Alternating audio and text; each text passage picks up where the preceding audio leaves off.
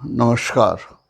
मैं हूं Anil Agarwal, reiki grand master, astrologer, hypnotherapist और बॉडी माइंड थेरेपिस्ट। आज मैं आपके सामने एक अलग विषय पे बात करने जा रहा हूं। आज मैं आपको कुछ ऐसी बातों के ऊपर ले जाना चाहता हूं जो अजीब हैं प्रिडिक्शंस की दुनिया में, जहां पे भविष्यवाणी की जाती हैं, गणित का कम इस्तेमाल होता है। मैं एक वर्कशॉप अटेंड कर रहा था पास्ट लाइफ रिग्रेशन की। वहाँ पे एक नौजवान को बुलाया गया स्टेज पे, और जो वर्कशॉप थी तो सबको इन्वॉल्व होना था। उसको बुलाया गया, उससे पूछा गया कि तुम तैयार हो सब्जेक्ट बनने के लिए। उसने कहा हाँ।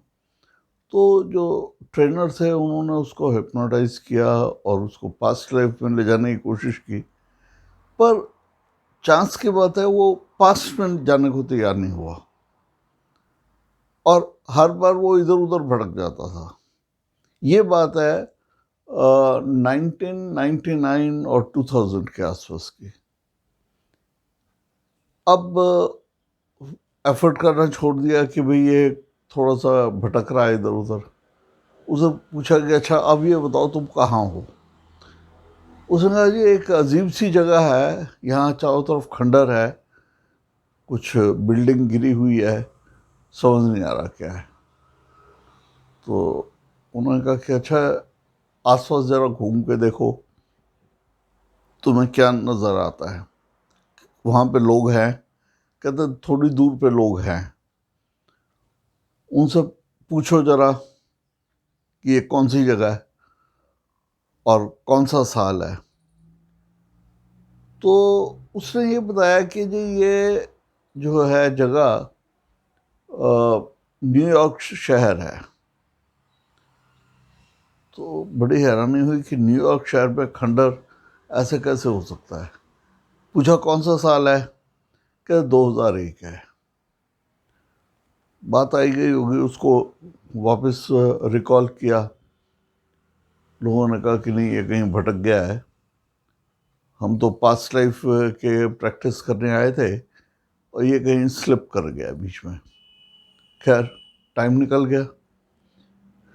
उसके बाद 9/11 हो गया और एकदम दिमाग में आया कि कहीं वो वाकई में उस जगह पे तो नहीं गया था, भविष्य में तो नहीं देखा था। ये एक अनसॉल्व्ड मिस्ट्री रही है मेरे लिए। जिन्होंने ट्रेनिंग प्रोग्राम कंडक्ट किया था उनके भी दिमाग से निकल गई बात कि ऐसा कुछ क्या एग्जैक्टली बात हुई थी। लेकिन एक चीज जरूर थी कि कुछ हुआ था, क्या था वो हमें समझा नहीं पाया। दूसरी बात, उन्हीं दिनों में मैं एस्ट्रोलॉजी सीख रहा था, अभी फाइनल ईयर में था, मास्टर्स कोर्स में, विशारद में। और मुझे बहुत ज़्यादा शौक था बहुत सारी नई नई चीज़ें सीखने का। तो मैं क्या करता था, जो बहुत नामी ग्रामी लोग हैं एस्ट्रोलॉजी में, जिनके बारे में मुझे विश्वास है कि इनको बहुत कुछ पता है, मैं उनके साथ मीटिंग फिक्स कर लेता था। उनको इनफॉर्मल तरीके से मिलता था, पहुंच से मेरी मैं मिल लेता था। एक ऐसे ही सज्जन, उनको मैं मिला, उनके बारे में मैंने काफ़ी कुछ सुना हुआ था और बहुत आध्यात्मिक पुरुष थे। अब ये आध्यात्मिक शब्द जब मैं कह रहा हूँ, हिंदी में बड़े सरल भाषा में कहा जाता है और बड़े आराम से लोग समझ जाते हैं। लेकिन जब मैं इसको इंग्लिश में बोलता हूँ स्पिरिचुअल, तो बहुत सारे लोग इसको स्पिरिट से जोड़ लेते हैं, जबकि ये मेडिटेशन और वाइडर सिक्स सेंस परसेप्शन की बात है। स्पिरिट्स और सोल्स और भटकती आत्माओं से कोई रिलेशन नहीं है। तो उनसे मैंने ऐसे ही एक सवाल कर दिया। मैं कहा दुनिया में इतनी उथल पुथल चल रही है, ये सन 2000 की बात है। मैं कहा इतनी उथल पुथल चल रही है, आप चिंतन करते हैं, सोचते हैं या गणित लगाते हैं विश्व के बारे में प्रेडिक्शन करने के लिए। तो उन्होंने समझाया, कहते देखो गणित की एक सीमा है, वहाँ तक गणित तो इस्तेमाल होता ही होता है, उसके बाद चिंतन भी ज़रूरी है और आध्यात्मिक शक्तियों की भी ज़रूरत पड़ती है। कहते मैं शाम को संध्या काल में बैठता हूँ और 1 घंटा पूजा करता हूँ। पूजा के बाद फिर मैं थोड़ी देर अपना चिंतन करता हूँ, मेडिटेशन में चले जाता हूँ और मेरे को मेरे दिन भर के सवालों के जवाब मिल जाते हैं। तो मैं क्या कुछ अब बताएंगे आगे आने वाला टाइम कैसा है? कहते हाँ, कहते अभी 2000 चल रहा है और अगले 15-20 सालों में काफ़ी कुछ बदलेगा। एक तो 2020 तक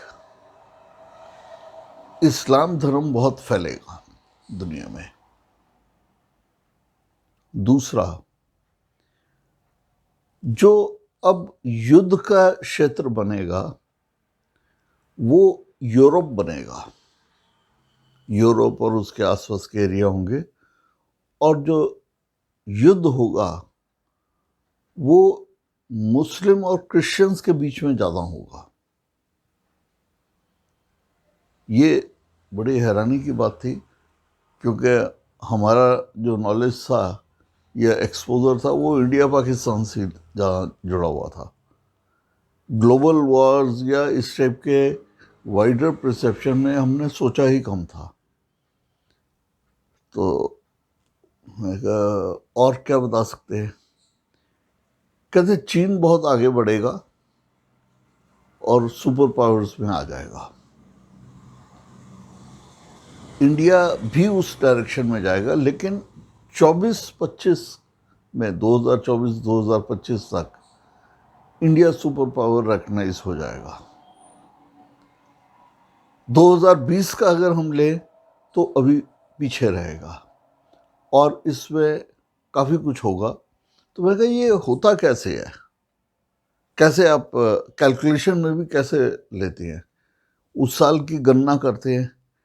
तब उन्होंने समझाया कि नहीं, ऐसा नहीं है, प्लानिटरी मूवमेंट से ही पता लगता है, दशा मूवमेंट से पता लगता है, ट्रांजिट से पता लगता है, और हमें थोड़ा सा अपना परसेप्शन जो है अभी के काल की जगह हमें 10, 15, 20 साल तक बढ़ाना पड़ता है। गवर्नमेंट भी आती है, इलेक्टेड गवर्नमेंट, सो 5 साल के लिए आती हैं। तो हमें जो विजन है अपना देखने का तरीका है वो बदलना पड़ता है, और यही एक तरीका है जो अप्लाई होता है महामारियों के लिए। महामारी एक दिन में नहीं आती है, एक दिन में नहीं जाती है, इसका भी टाइम स्पैन थोड़ा बड़ा होता है। इसका शुरुआत भी पीछे से हुई होती है जिसको हमें पता नहीं होता। तो हमें शुरुआत और अंत दोनों के बीच का जो डिस्टेंस है वो हो सकता है 4-5 साल, 7 साल का हो। और एक और चीज़ है, एक रशियन साइंटिस्ट रहे हैं सिजोविस्की, उन्होंने 7 साल का डाटा स्टडी किया था, 700 साल का, और उसके बेसिस पे उन्होंने एक प्रेडिक्शन दिया था कि हर 10-11 साल के बाद सूर्य के सतह पे काफ़ी ज़बरदस्त एटॉमिक एक्सप्लोजन होते हैं, और उनकी जो रेडिएशन है एक्सप्लोजन्स के बाद वो पृथ्वी के एनवायरनमेंट को डिस्टर्ब करती है। तो यहाँ पे महामारी, युद्ध, जनहानि, मानसिक विकार, ऐसी प्रॉब्लम्स आती हैं और ये साइक्लिक है।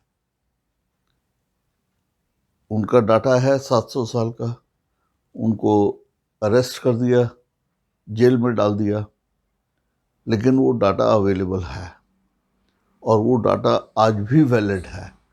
थोड़ा सा हमें गणना में उसमें देखना पड़ता है कि कहाँ पे क्या हो रहा है, लेकिन वो डाटा वैलिड है और ये साइकिल कंफर्म्ड है।